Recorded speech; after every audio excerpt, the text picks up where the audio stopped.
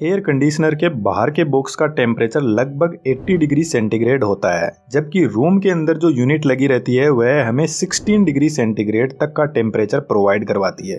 तो इतना ज़्यादा टेम्परेचर वेरिएशन होने के बाद भी एयर कंडीशनर कैसे रूम की कूलिंग करता है। एसी में बाहर की यूनिट को कंडेंसर बोलते हैं। कंडेंसर का बेसिक मीनिंग होता है जो गैस को कूल करके लिक्विड में बदलता है। एसी में मेनली 4 ही यूनिट होती है जो मिलकर कूलिंग का काम करते हैं। सबसे पहले कंप्रेसर का काम शुरू होता है।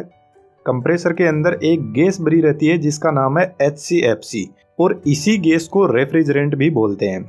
जिस तरीके से कार के इंजन में पिस्टन काम करते हैं उसी तरीके से कंप्रेसर रेफ्रिजरेंट को पंप करता है। जब कंप्रेसर रेफ्रिजरेंट को पंप करता है तो इसका प्रेशर इंक्रीज हो जाता है और प्रेशर से इस गैस का टेम्परेचर भी 80 डिग्री सेंटीग्रेड तक पहुंच जाता है। तो इस हाई टेम्परेचर रेफ्रिजरेंट को कूल डाउन करने के लिए यह कंडेंसर यूनिट के पास में जाता है, जिसको हम हीट एक्सचेंजर भी बोलते हैं। कंडेंसर यूनिट के अंदर इस टाइप की कॉपर पाइप लगी रहती है जिनको कोयल बोलते हैं और इन्हीं कोयल से रेफ्रिजरेंट फ्लो करता है। रेफ्रिजरेंट के अंदर की हीट को बाहर निकालने के लिए फैन लगा रहता है जो कॉपर पाइप से रेफ्रिजरेंट की हीट को एब्जॉर्ब करके बाहर की तरफ फेंकता है और इसी वजह से कंडेंसर यूनिट का टेम्परेचर एनवायरनमेंट के टेम्परेचर से लगभग डबल होता है। रेफ्रिजरेंट जब कंडेंसर से बाहर निकलता है तो लिक्विड में बदल जाता है और इसका टेम्परेचर 50 डिग्री सेंटीग्रेड तक डाउन हो जाता है। जब गैस हीट लूज करती है तो इसकी काइनेटिक एनर्जी वीक हो जाती है जिससे यह लिक्विड में कन्वर्ट हो जाती है और इसके विपरीत जब लिक्विड हीट एब्जॉर्ब करता है तो वह इवेपोरेट हो जाता है जिसकी काइनेटिक एनर्जी हाई होती है। कंडेंसर यूनिट से निकला हुआ लिक्विड रेफ्रिजरेंट एक्सपेंशन वॉल के पास में जाता है। एक्सपेंशन वॉल के अंदर पतले पाइप होते हैं तो जब रेफ्रिजरेंट नैरो पाइप से बाहर निकलता है तो वह एक्सपेंड करता है।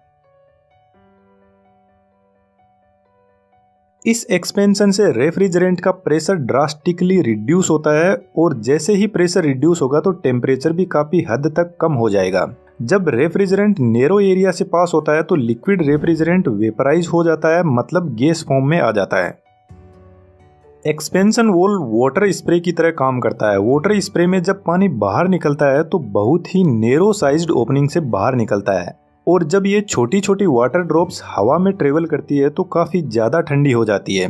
तो ठीक इसी तरीके से एक्सपेंशन वॉल काम करता है और रेफ्रिजरेंट को वेपराइज करके हमारे रिक्वायर्ड लेवल तक ठंडा भी करता है।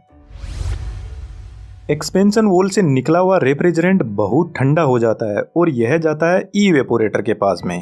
इवेपोरेटर एसी का ही एक यूनिट होता है जो रूम के अंदर लगा रहता है। इसमें भी एक कोयल लगी रहती है जिसके अंदर रेफ्रिजरेंट फ्लो करता है। इवेपोरेटर की कोयल बहुत ठंडी होती है जो रूम के अंदर की गर्मी को सोख लेती है। कोयल के बीच में एक सिलेंड्रिकल फैन लगा रहता है जो इस कोयल की कूलिंग को रूम के अंदर स्प्रेड करता है। इवेपोरेटर कोयल जब रूम की हीट को एब्जॉर्ब करती है तो इसके चारों तरफ पानी की ड्रॉप्स इकट्ठा हो जाती है जिनको एक पाइप से बाहर की तरफ निकाल दिया जाता है। यह ठीक उसी तरीके से काम करता है जब हम फ्रिज से निकाला हुआ ठंडा पानी गिलास में डालते हैं तो उसके चारों तरफ पानी की बूंदें इकट्ठा हो जाती है और ऐसे ही इवेपोरेटर कोयल में होता है जिसके पानी को बाहर निकाल दिया जाता है। इवेपोरेटर की जो हीट एब्जॉर्ब कैपेसिटी होती है उसी को एसी का टन बोलते हैं। 1 टन के एसी की पावर कंजम्पशन 3500 वाट की होती है। एसी का कंप्रेसर सिर्फ गैस को ही पंप कर सकता है। यदि उसके अंदर एक भी पानी की बूंद आ गई तो वह खराब हो जाएगा। इसलिए हमें बहुत ज्यादा ध्यान देने की जरूरत है कि जब इवेपोरेटर से रेफ्रिजरेंट बाहर निकलता है तो वह वेपराइज्ड फॉर्म में ही कंप्रेसर के पास में जाए। एक्सपेंशन वॉल को इवेपोरेटर कोयल के पास में कोयल से पहले लगाया जाता है जो रेफ्रिजरेंट को वापस लिक्विड से वेपराइज्ड करता है।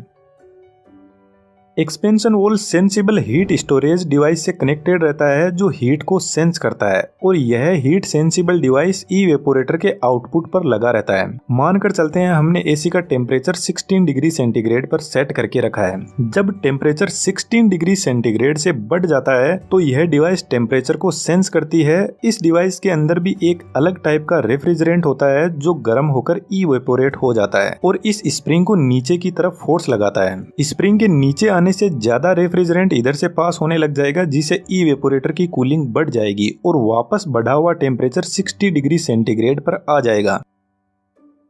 तो जैसे ही कूलिंग बढ़ती है तो हीट सेंसिबल डिवाइस के अंदर का लिक्विड ठंडा होने लग जाता है, जिससे स्प्रिंग वापस ऊपर की तरफ चली जाएगी और रेफ्रिजरेंट कम पास होने लग जाएगा। इस तरीके से एसी को एक रिक्वायर्ड लेवल के टेम्परेचर पर रखा जाता है।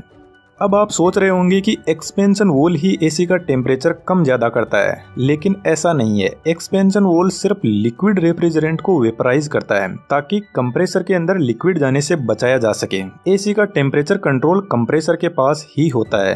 कंप्रेसर के अंदर capacitor start induction motor use होती है जो रेफ्रिजरेंट को इन कोइल में फ्लो करवाती है। इस टाइप के कंप्रेसर को रिसिप्रोकेटिंग टाइप कंप्रेसर बोलते हैं, लेकिन आज के मॉडर्न टाइम में स्क्रोल कंप्रेसर काम में लिया जाता है, जिसका दूसरा नाम इन्वर्टर एसी भी है। इस कंप्रेसर के अंदर कुछ इस टाइप से गैस एंटर होती है और ऐसे घूमते घूमते सेंटर पॉइंट से आकर आगे की तरफ पाइप्स में जाती रहती है। यह कंप्रेसर एसी की एफिशिएंसी इंक्रीज करता है और पावर कंजम्पशन को भी रिड्यूस करता है। जब हम एसी के टेम्परेचर को कम ज्यादा करते हैं तो एक्चुअल में कंप्रेसर की मोटर की स्पीड को हम कंट्रोल कर रहे होते हैं। जब हम टेम्परेचर 30 डिग्री सेंटीग्रेड पर सेट करके रखते हैं तो मोटर की स्पीड कम होगी, जिससे कंप्रेसर कम गैस को पंप कर पाएगा, जिसका रिजल्ट लो कूलिंग होता है। इन्वर्टर एसी के कंप्रेसर की स्पीड को कंट्रोल करना आसान होता है, जबकि नॉन इन्वर्टर एसी का कंप्रेसर जब रूम का टेम्परेचर रिक्वायर्ड लेवल पर पहुंच जाता है तो कंप्रेसर बंद हो जाता है और जैसे ही रूम टेम्परेचर बढ़ता है तो कंप्रेसर वापस फुल पावर के साथ में ऑन हो जाता है। लेकिन इन्वर्टर एसी का कंप्रेसर रिक्वायर्ड लेवल पर पहुंचने के बाद बंद नहीं होता है, बस अपनी पावर को रिड्यूस कर देता है और कंटिन्यूअसली चलता रहता है। इन दोनों ग्राफ में आप देख सकते हो कि यह दोनों कंप्रेसर किस तरीके से काम करते हैं।